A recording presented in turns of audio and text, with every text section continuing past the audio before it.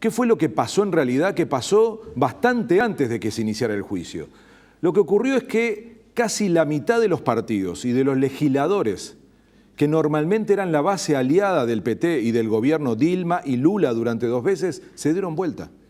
Cambiaron, se pasaron a la oposición. Miren unos datos. Dilma gana en el 2014 con el 51% de los votos. Eso significaba 304 diputados en 513, 53 senadores en 81 senadores. Apenas de los 304, 70 eran del PT.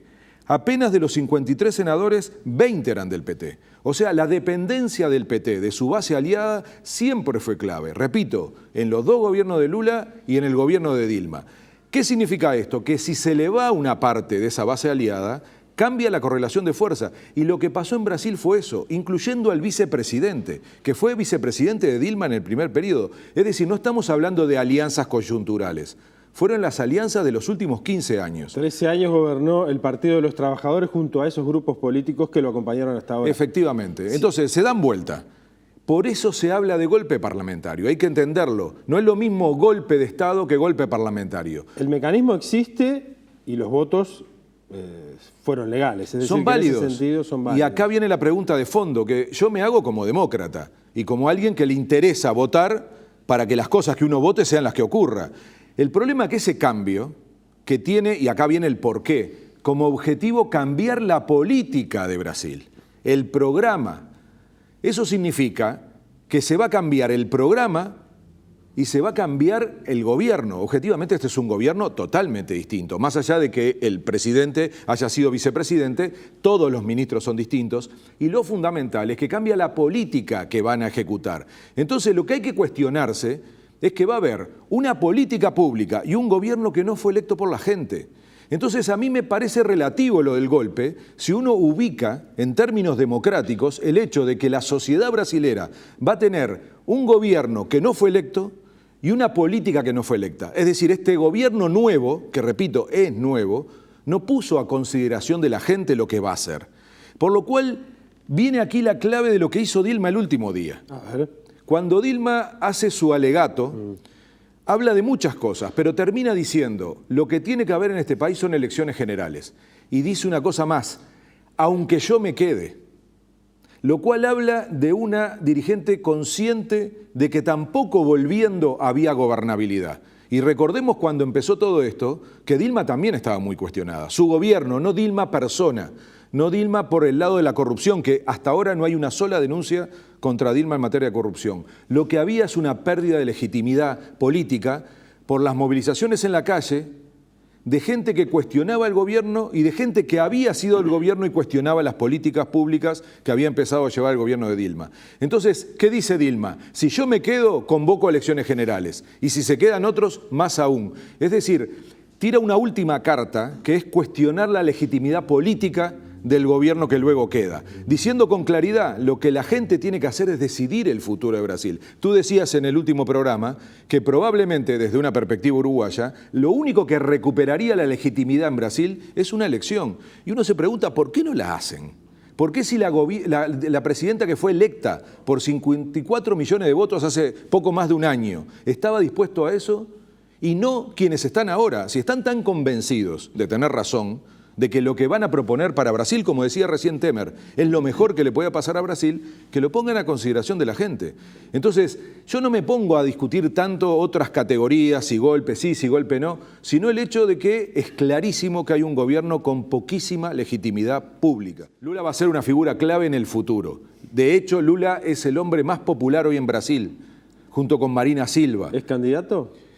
La pregunta es si Lula no va a ser parte del próximo proceso de enjuiciamiento. Es decir, uno supone que con un gobierno de Temer ahora sí consolidado, es muy probable que la próxima víctima intenten que sea Lula.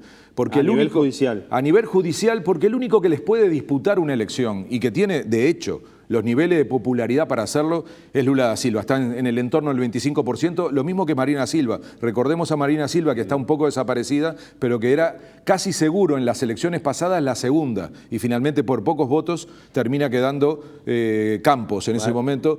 Y entonces, lo que quiero decir es, Hay detrás de todo este ejercicio también una mirada sobre el 2018.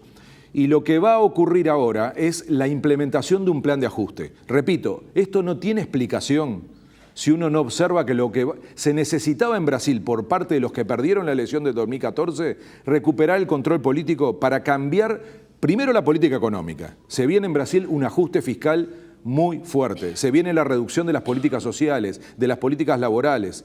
Se viene la discusión de la privatización de la seguridad social y de Petrobras y de otras empresas. Se viene el golpe al Brasil global.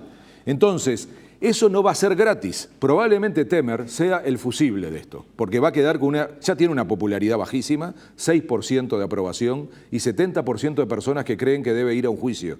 Y de hecho, hoy aparece la noticia de que la policía lo acusa de estar utilizando 40 millones de dólares para la campaña electoral. Es decir, no estamos frente a un gobierno fuerte, no estamos frente a un gobierno estable, que además va a empezar a aplicar políticas muy antipopulares y además de la movilización que hemos visto, que tampoco es tan grande, y por eso Dilma había asumido convocar a elecciones aun cuando se quedara. No estamos frente a una estabilidad si se quedaban unos y si venían otros. Es decir, hay un problema político de fondo en Brasil con respecto a la opinión pública y la política. El gran dañado de esta operación en materia de política internacional probablemente sea la integración regional. Un Brasil que empiece a mirar más al mundo y menos a la región. Y ahí hay una implicancia directa para Uruguay, que lleva al punto más directo, ya no solo los círculos concéntricos Mercosur, UNASUR, CELAC, sino a lo bilateral.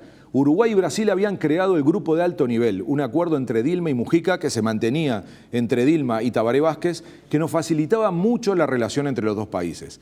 Ahora quedó herida esa relación. Y yo creo con razón de parte de Uruguay. Se critica mucho las posiciones del gobierno. Yo empiezo defendiendo de que creo que correspondía que Tabaré Vázquez no viajara a la inauguración de los Juegos Olímpicos, una polémica que tuvimos aquí con Operti en Moros y Cristianos, que él decía, bueno, era la oportunidad de acercarse. En realidad hubiera sido una forma de legitimar a Temer, que en ese momento incluso todavía era un presidente interino. Claro. Y fue toda una señal. Algunos decían, bueno, pero iba a haber una reunión de Mercosur. No hubo ninguna reunión de Mercosur. Lo que hubo fue un encuentro protocolar menor entre Macri, Cartes y Temer, que era el anfitrión, y no se discutió nada. Ahora, luego se critica que Tabaré Vázquez haya sido muy duro con la presidencia pro tempore, insistiendo en que Venezuela asumiera, claramente enfrentándose a Brasil y particularmente a Serra, que había venido con todo tipo de versiones, ¿no? Si presionó, si no presionó, no importa. El asunto es que vino a intentar que Uruguay se quedara con la presidencia. Uruguay no aceptó. Y ahora se le agrega la declaración, que es una declaración diplomáticamente dura. No es una declaración común. Llega a decirse, primero se le reconoce a Dilma un papel, que es estrictamente justo. Luego se dice, el resultado final es injusto.